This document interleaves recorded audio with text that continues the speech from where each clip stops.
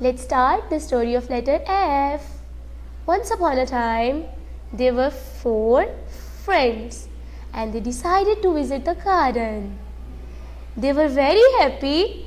Faizan, Farhan, Fabiha and Fatima, they were very good friends. When they came into the garden, they saw beautiful flowers. F for flowers. They went near the flowers and felt the fragrance of flowers. They saw a pond of water in the garden. There were different kind of fish in the pond. They had a lot of fun with the fish. Suddenly, Farhan felt hungry. Then, Fabiha came with the different fruits.